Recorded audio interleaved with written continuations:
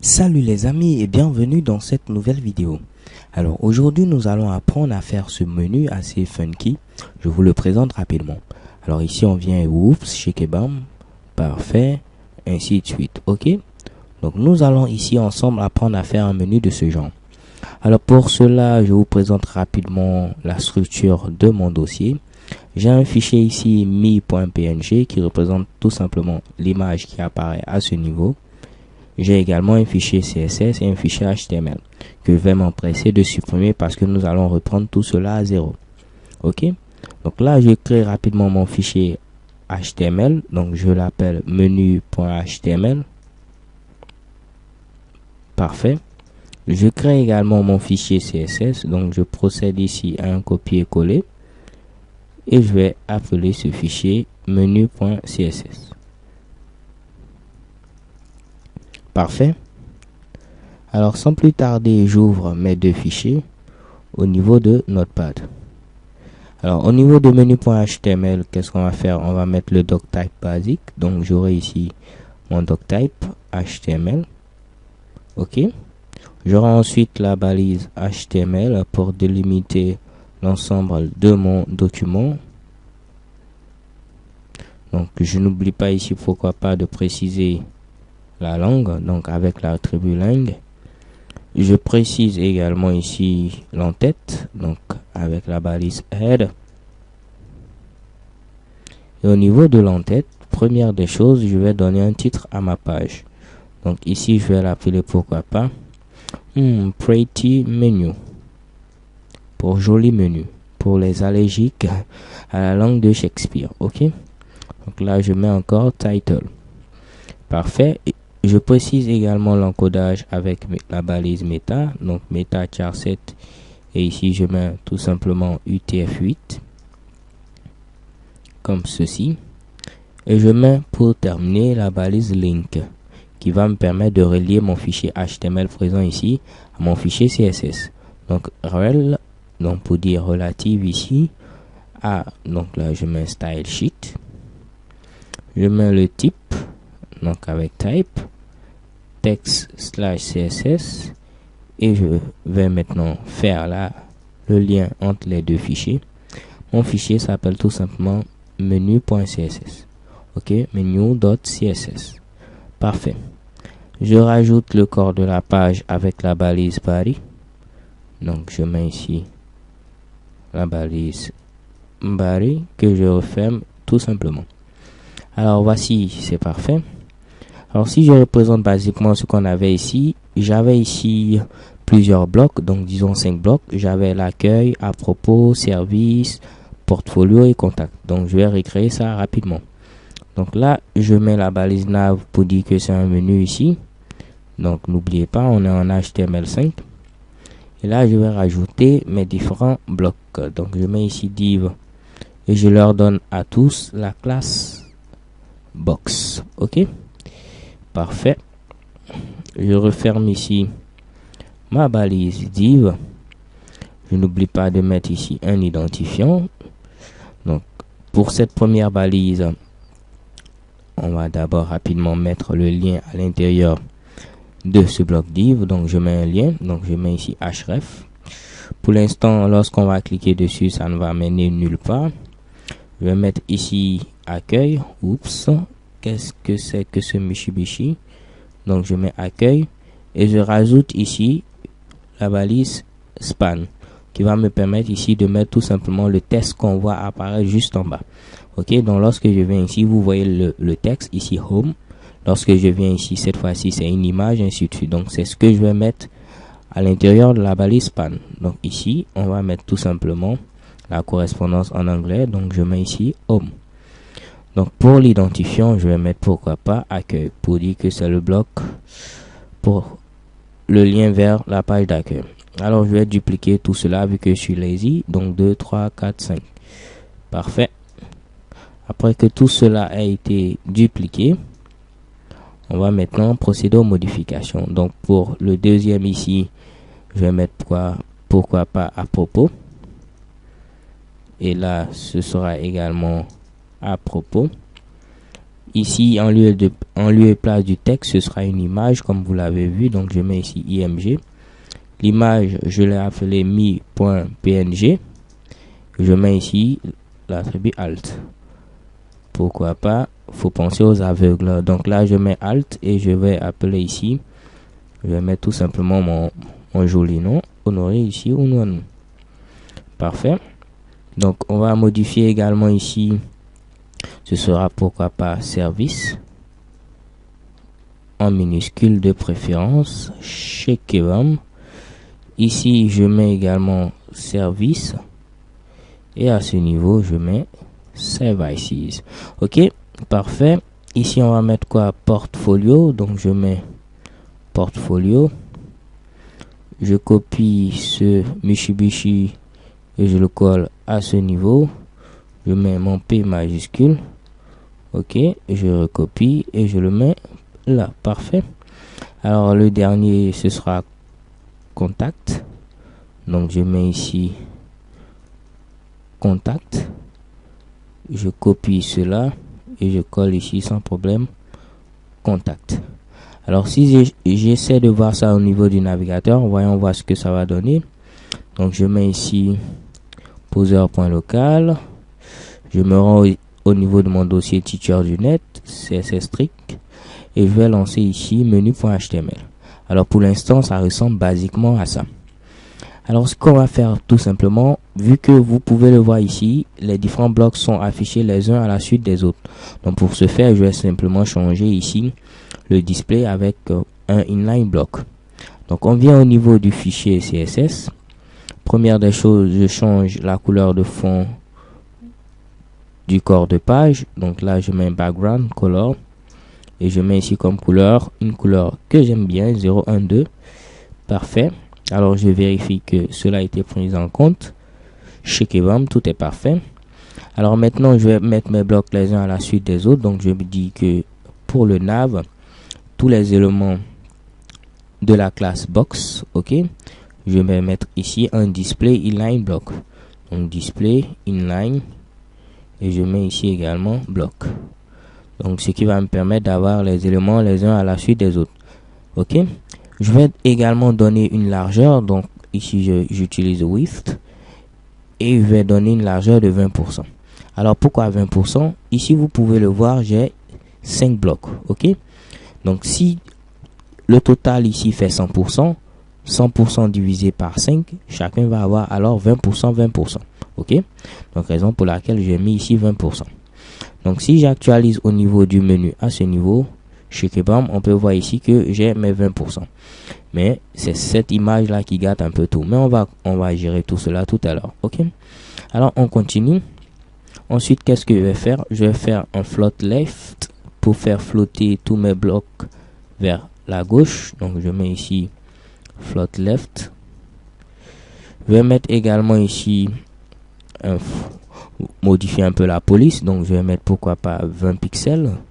Ok, je mets ici en gras et je vais utiliser comme police Taoma que j'adore. Ok, je vais centrer également le texte. Donc je mets text align et je mets ici center. Alors voyons voir ce que cela donne. Parfait, j'ai tout ce Mitsubishi qui devient assez beau maintenant. Je vais également ici donner une hauteur. Donc je mets ici height et comme hauteur je vais donner pourquoi pas 250 pixels. On va voir ce que ça va donner. Alors là pour l'instant on ne voit rien, tout simplement parce que je n'ai pas encore mis ici les fonds pour chaque bloc. Donc on va essayer de mettre les fonds. Donc je vais dire pour le premier bloc que j'ai spécifié avec un identifiant. Donc l'identifiant c'était accueil. Donc je vais mettre, si vous vous souvenez, je vous le remonte rapidement. Donc ici accueil, afro.point, ainsi de suite. Donc je vais mettre ici un background color. Donc je mets background color. Et pourquoi pas ici, je vais mettre comme couleur, comme on l'a vu là-bas, le rouge. Ok. Pour l'élément suivant, donc je duplique. Pour l'élément suivant, c'est à propos. Donc pour à propos à ce niveau, je vais mettre comme couleur ici le gris. Pour le suivant, je crois bien, c'est ici service. Comme couleur, pourquoi pas du vert. Pour l'autre, c'est portfolio. Ok. Alors, comme couleur, qu'est-ce que je vais mettre? Dites-moi. Là, je vais mettre pourquoi pas ici du rose. Donc, je mets pink. Et pour le dernier, contact, je vais mettre comme couleur du bleu. Alors là, si je viens, j'actualise. Chez Kebam, on peut voir ici mes couleurs qui marchent parfaitement avec également la hauteur qui est prise en compte. Alors, on va modifier également les liens. Alors, ici, avant de terminer, je vais mettre ici un overflow hidden. Vous pouvez me demander à quoi cela va servir. Tout simplement, si je mets ici, par exemple, une hauteur de 150 pixels, voyons voir. Ça, c'est ma hauteur actuelle. Donc, si vous modifiez la hauteur, vous mettez par exemple ici 50 pixels et j'actualise. Vous voyez comment ça se passe. Avec le overflow hidden que je vais vous montrer tout à l'heure, cela va permettre tout simplement de cacher tout le texte qui va déborder. Donc, si j'ai un texte qui déborde, cela va permettre de cacher ce texte. Je vais vous le montrer tout à l'heure dans quelques instants. Donc, pour vous le montrer, j'enlève d'abord ce Mitsubishi et on va continuer. Alors, ce qu'on va modifier ensuite, ce sont les liens. Donc, la balise A dans chacun des divs, ok. Donc, là, je mets un point box et je dis A. Donc, je vais modifier tous les liens qui sont dans mes éléments de type box. Alors, première des choses, je les mets en éléments de type bloc. Donc, je mets ici display block. Je mets également ici un vertical align. Donc, je vais mettre middle. Je vais mettre également quoi à ce niveau? On va mettre ici un top. Je vais mettre ici 100%. Je vais mettre également une hauteur de 100%. Je vais aligner le texte vers le centre. Donc, text align center. OK? Donc, si on actualise cela, qu'est-ce que cela donne? Rien pour l'instant. Mais je crois que mon travail est parfait pour le moment, du moins pour ce que je veux. OK? Alors, si on continue, on va maintenant s'occuper de la balise span. Donc, je mets ici box. Je m'occupe ici de span.